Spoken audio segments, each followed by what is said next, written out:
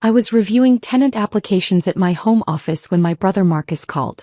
You need to sign the closing documents, he said without preamble. Dad's selling the duplex on Riverside. Your signature needs to be notarized by Wednesday. The duplex on Riverside. The property I'd purchased in 2015 with my first year-end bonus from the architecture firm. The building I'd renovated myself, learning plumbing and electrical work through YouTube videos and bruised knuckles. The investment my father had called adorable when I'd shown him the deed. Marcus, I own that property. Solely. Yeah, well, Dad says it's always been family property. The buyers are paying $680,000. Your share is $170,000 after Dad takes his management fee. He paused. Just sign the papers, okay? Don't make this difficult. I hung up and pulled my property file from the cabinet. The smell of old paper and ink. The deed felt heavy in my hands, official and real. Emma Rodriguez, sole owner. Purchase date, March 2015. Purchase price, $340,000. My phone rang again. Mom this time. Emma, darling, we need you to come to the title company tomorrow. Just a formality, you know how these things are. Bring your ID and sign where they indicate. Who are the buyers? I asked. A lovely couple from California. Cash offer, no contingencies. We're so fortunate. She lowered her voice conspiratorially. I've already picked out the boat furniture. Coastal Interiors has the most beautiful teak pieces. I called my attorney instead. Sarah Chin had handled my business contracts since I'd started acquiring rental properties 4 years ago. She answered on the second ring. They're trying to sell your property without your consent? Apparently they've scheduled closing for Friday. Who's handling escrow? I don't know yet. Mom mentioned a title company. Find out which one. I'll file an emergency injunction, but I need specifics. She paused. Emma, do you have all your ownership documentation? Everything. Deed, title, insurance, tax records, mortgage statements. The property's been in my name alone for 9 years. Good. Gather certified copies of everything. We're going to need them. I discovered the escrow company's identity through the county recorder's website. Someone had filed a preliminary title report for 847 Riverside Avenue. The escrow company, Pacific Trust and Title Officer assigned, Jennifer Huang. I called Pacific Trust directly. Ms. Rodriguez, Jennifer Huang said when I reached her, I was actually planning to contact you today. There's a discrepancy in the title chain I need to resolve before we can proceed to closing. What kind of discrepancy? The sellers, Robert and Patricia Rodriguez, have represented themselves as the owners. But when I pulled the county records, your name appears as the sole owner of record since 2015. There's no transfer, no deed, no documentation supporting their claim.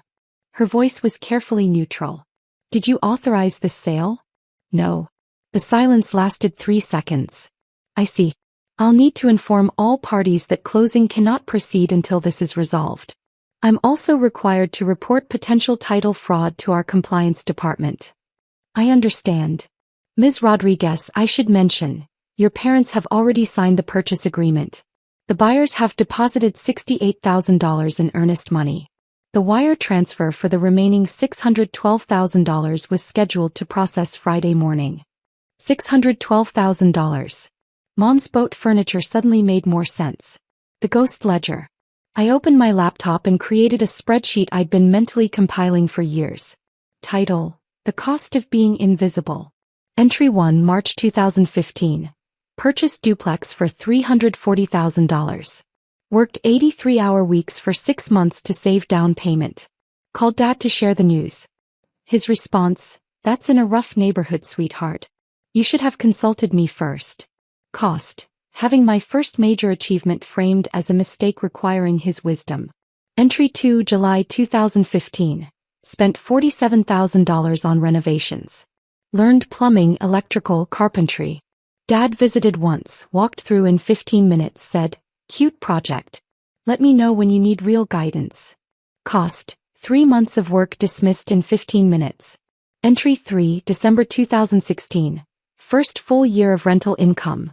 $43,200. Mentioned it at Christmas dinner. Mom patted my hand. "That's nice, dear. Your father's been managing properties for 30 years. You'll learn. Cost.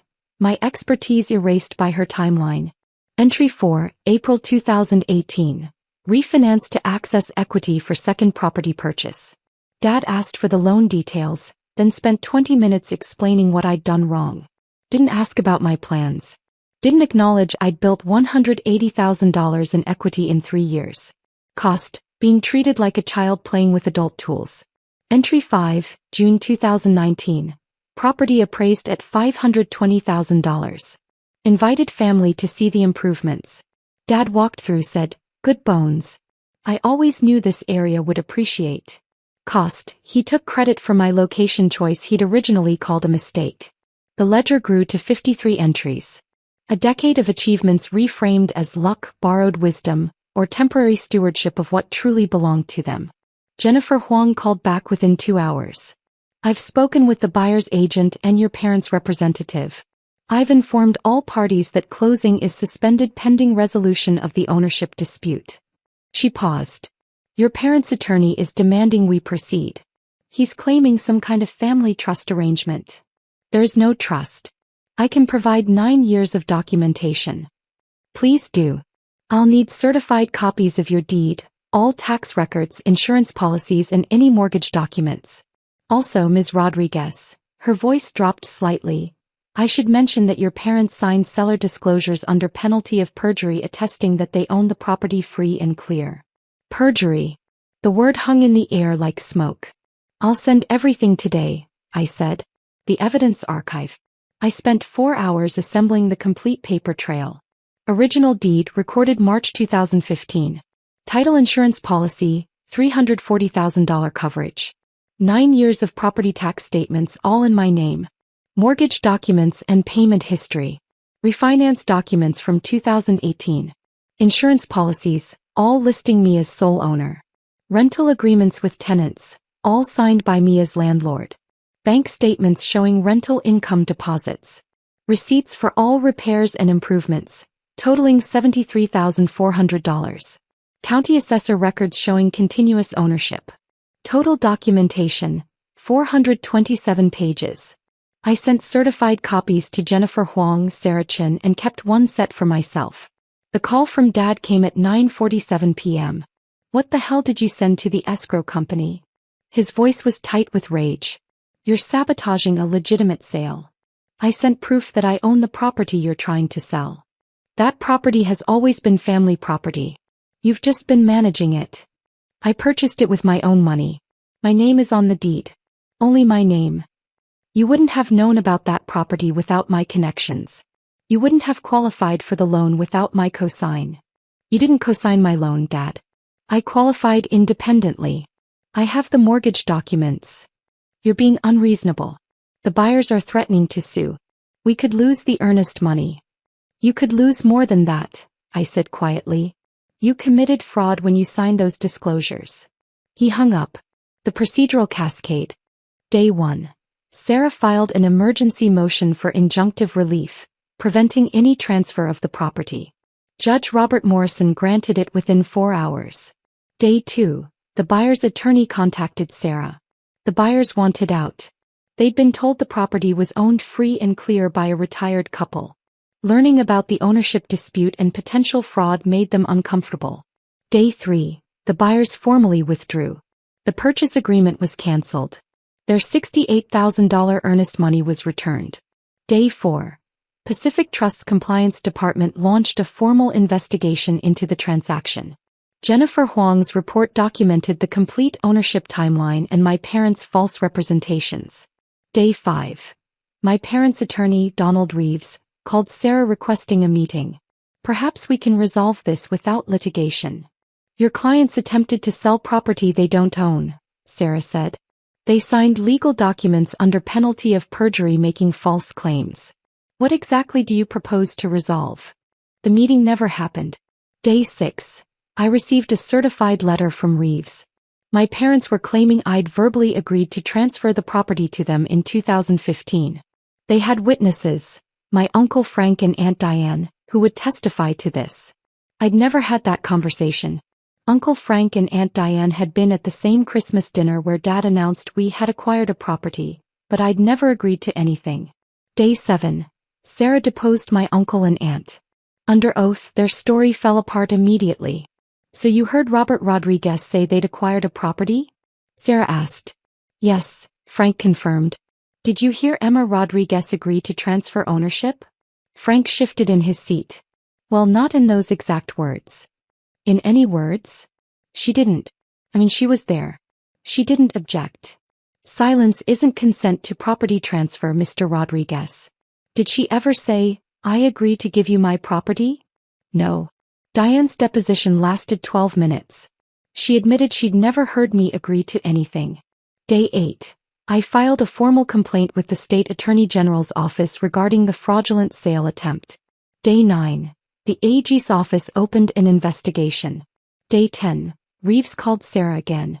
My parents wanted to settle. They'd sign a document acknowledging my sole ownership and agree to pay my attorney's fees. $18,000 so far. If I agreed not to pursue criminal charges. No, I said when Sarah presented the offer. Emma, you'd get acknowledgement of ownership and full reimbursement. They tried to steal $680,000 from me. They committed fraud. They would have succeeded if the escrow officer hadn't been diligent. I paused. They need consequences. Sarah was quiet for a moment. All right. I'll convey your decision. Day 11. The AG's office completed its preliminary investigation and referred the matter to the county prosecutor for criminal charges: fraud, attempted grand theft, and perjury on official documents. Day 12. My parents were formally charged. Arraignment scheduled for 3 weeks out. Day 13. Marcus called. You're really doing this? You're prosecuting Mom and Dad. They tried to steal my property. It's just a building, Emma. It's family.